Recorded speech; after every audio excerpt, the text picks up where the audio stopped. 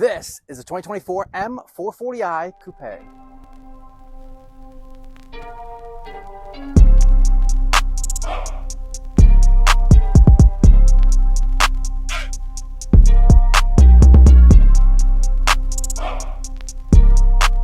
I'm going to take you guys through a quick walk around of the brand new 2024 4 Series that just landed.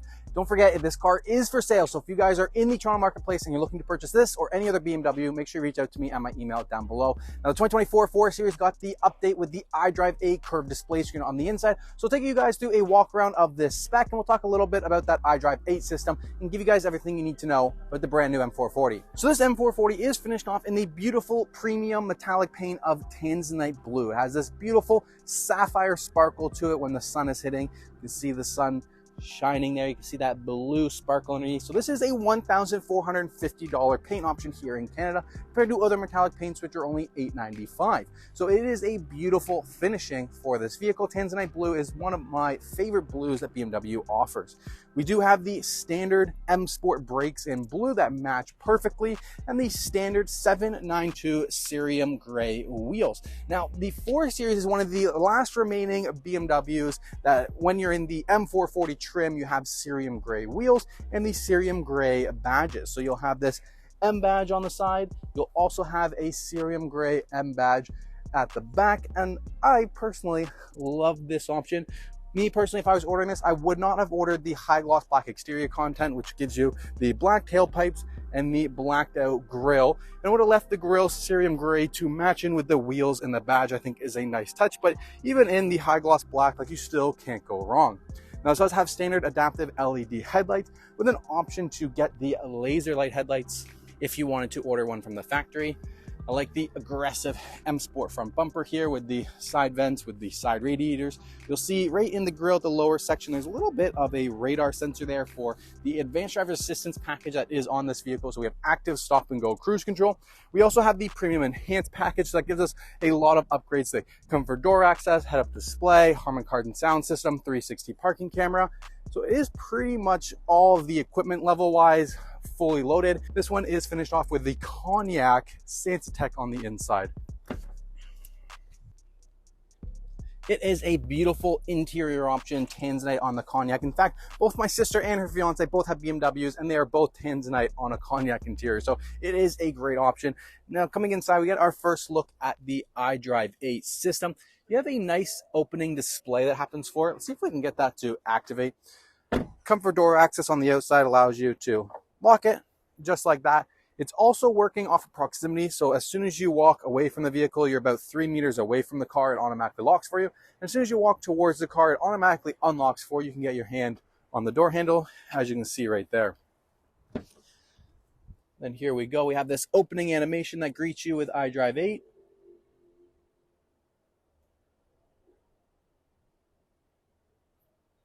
I think that's a very nice touch to this massive curved display screen. One other change that happened was around the shifter control. So now is just a toggle: back, reverse, P for park. Everything else here has stayed the same. So you have the 360 parking camera, your parking radar sensors, sonar sensors are ultrasonic, start, engine, stop, sport, comfort, eco mode, auto holding brake, electronic parking brake, and your iDrive controller.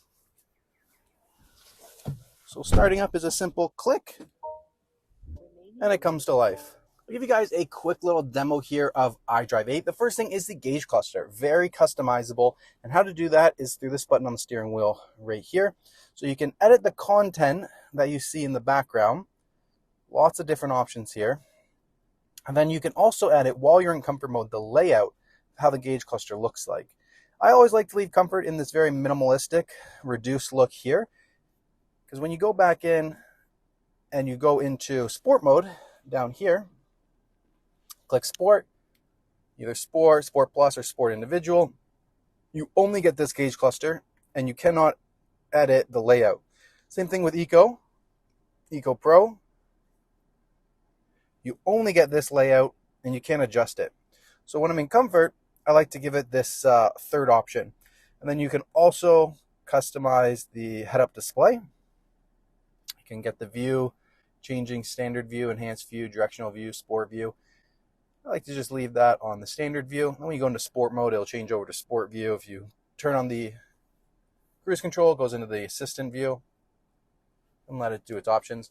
Now on the main menu screen, you can swipe to the right. You can press and hold and realign these widgets so you can see whichever ones that you want to see first. Add widgets, take away widgets. Pretty simple on this side. You just have your navigation here. Even though you have it here, you can tap in to get into it either way. You have phone, music, and then this one is like your main menu. I like this because it's a little bit better than iDrive 7. It's a little bit easier to get to. You just have different apps, and then each one of these tiles, say if you like to go into ambient lighting a lot, you can pull them around and move them where you want to. Ambient lighting is enhanced. We have more colors to choose from with the ambient lighting. The driving systems and your driving assistant. So you now have iconic sounds for sport mode, whether it brings the sounds in or not. Driver assistance is a lot more in depth. You can go through and customize a lot more. Like pre-collision, you can actually turn it completely off, where you couldn't turn that off before on BMW's iDrive 7. And then you do have less physical buttons down here. No more climate control menu, redesigned vents. Climate menu is now into the display screen, just like a lot of other brands. Very simple, easy way to use. Automatic functions, controlling the fan. Turn the fan down there a bit. Max AC is still there, my favorite button. But really, I mean, like if you're on your main menu and you leave it on auto, you just, control your temperature. That's all you really need to do. Then coming down, this pops up. 2 cup holders and an optional wireless device charging tray that's in there. We already went through all the buttons down here. Then you have center console, which is going to give you a USB-C port. At the top here, you have your sunroof control. One click will open it, click will close it, and another one will do the sunshade. Just like that. Last thing I just want to show you guys is the back seats. So when you're trying to get into the back seats on this car, pull that trigger, the seat will automatically power forward. Back seat's pretty good, leaves quite a bit of headroom. I mean, I'm about 6 foot and I can sit back here comfortably. Not a lot of issues. I mean, it's not the best for a road trip, but it gets it done. There's a center console that comes down there for 2 cup holders. You have an LCD screen for rear climate control at the back. And the trunk area is actually quite big on the 4 Series. I mean, for a coupe. Plenty amount of space here for groceries and everything you need. The back seats do fold down if you need more space for a 60-40 split. And it is a full power tailgate with the enhanced package. You can just swipe your foot here and it automatically closes for you. Now, I guess really the only thing that I haven't showed you guys is the engine bay. So for those of you not familiar with the engines on these cars, it's the famous BMW B58 engine, 382 horsepower. 48-volt mild hybrid technology system out of this, going to be put onto this 3-liter single twin scroll turbo. See the turbo down there. 3-liter 6-cylinder, just under 400 horsepower. An absolute fantastic car. In Canada, we have the standard xDrive all-wheel drive system with the M Sport differential at the back, so a limited electronic activated limited slip differential. So the power plant for this car is amazing, and the traction that it puts down is fantastic.